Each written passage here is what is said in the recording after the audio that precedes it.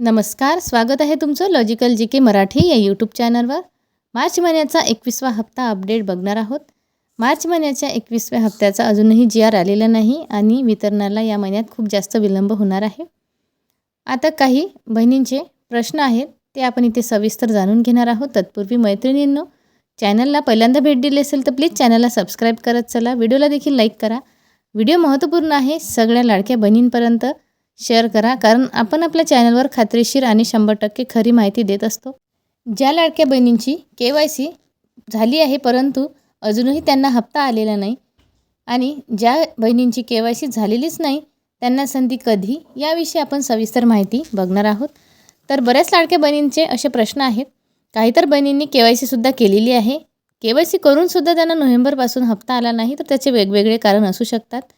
कारण यातलीच आज एक इथे कमेंट बघणार आहोत.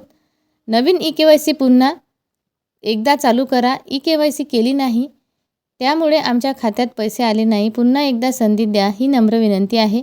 मुख्यमंत्री देवेंद्र फडणवीस भाऊला, लाडक्या बहिणींना पुन्हा एकदा संधी द्या आता लवकर, ही नम्र विनंती आहे देवा भाऊला. तर ही जी कमेंट केलेली आहे ही एका ताईंनीच केलेली आहे आणि ही देवा भाऊला त्यांनी नम्र विनंती केली आहे. तर आपल्या व्हिडिओच्या माध्यमातून आपण तुम्हाला ही माहिती देणार आहोत. कारण खूप बहिणींची KYC झालेली नाही, त्या बहिणी पात्र आहेत तरीसुद्धा त्यांची KYC न झाल्यामुळे बरेच हप्ते त्यांचे पेंडिंग राहिलेले आहेत. आणि काही बहिणींचा हाही प्रश्न आहे की पेंडिंग राहिलेले हप्ते आम्हाला मिळतील का, ते सुद्धा व्हिडिओत आपण पुढे सांगणार आहोत. तर KYC न झाल्यामुळे बहिणींचे हप्ते पेंडिंग राहिलेले आहेत आणि त्यांचा लाभसुद्धा बंद झालेला आहे. तर नवीन KYCला लवकरात लवकर संधी द्यावी, हे आपण देवाभाऊंना विनंती करणार आहोत. पुढची एक कमेंट आहे, एका ताईंनी केलेली आहे. नोव्हेंबर डिसेंबर जानेवारी का पैसा नहीं आया है दीदी, बहुत ज़रूरत है पैसे की. तर त्यांनी त्यांचं नावसुद्धा इथे दिलेलं आहे. आणि सेंट्रल बँक मुंबई ठाणे जिल्हा प्लीज KYC हो गई है. तर ह्या ताईंची KYC झालेली आहे तरीसुद्धा त्यांना नोव्हेंबर डिसेंबर आणि जानेवारी फेब्रुवारीपर्यंत अजूनही त्यांना त्यांचा हप्ता मिळालेला नाही. तर अशा काही बहिणी आहेत ज्यांनी KYC केली तरीसुद्धा त्यांना पैसे आलेले नाही. परंतु असं जास्तीत जास्त आपल्याला बघायला मिळणार नाही. KYC केल्यानंतर बहिणींचा हप्ता सुरू आहे. पण एखाद बहिणीचं जर असं झालेलं असेल तर त्यांनी त्यांचं DBT स्टेटस चेक करायचं आहे, त्यांचं बँक खातं चेक करायचं आहे सुरू आहे की नाही, बँक खात्याची जी काही KYC पद्धत आहे तीसुद्धा त्यांनी केलेली आहे का नाही हे चेक करून घ्यायचं आहे. आणि एवढ्या सगळ्या गोष्टी चेक केल्यानंतर जरी त्यांना पैसे आले नसतील तर त्यांनी ठाणे जिल्ह्यातील त्यांचे जे काही महिला व बाल विकास कार्यालय आहे त्यांच्या जिल्हा स्तरावरचं, तिथे आधार कार्ड घेऊन जायचं आहे आणि तिथे जाऊन चौकशी करायची आहे. तिथल्या अधिकाऱ्यांना विचारायचं आहे की त्यांनी KYC केली आहे तरीसुद्धा त्यांचा हप्ता बंद का झालेला आहे. त्यांना त्याचं कारण तिथे समजणार आहे. तर ज्यांनी KYC केलेली आहे परंतु ज्यांना हप्ता मिळाला नाही अशा बहिणींनी आपण आजच्या या व्हिडिओमध्ये जी माहिती सांगितली आहे त्याप्रमाणे सगळ्या गोष्टींची चौकशी करून घ्यायची आहे.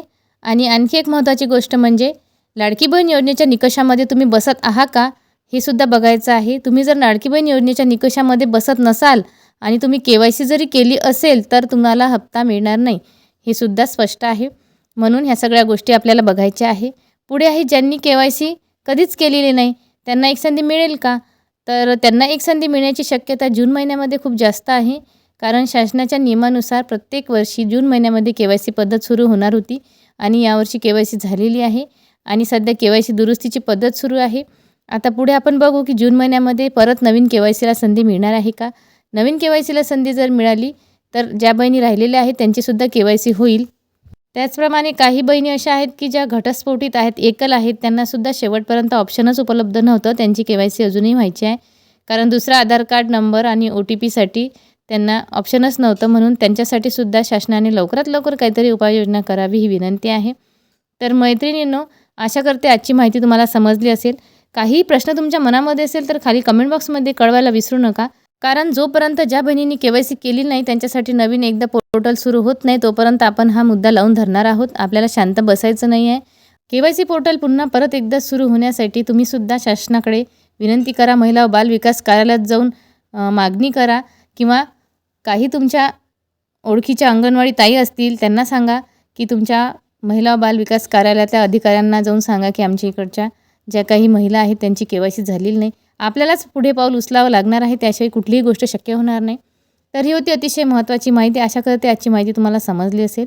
व्हिडिओला लाईक करत चला, चॅनलला सबस्क्राईब करा. पुन्हा भेटू असेच एक नवीन आणि महत्त्वपूर्ण अपडेट घेऊन. तोपर्यंत धन्यवाद.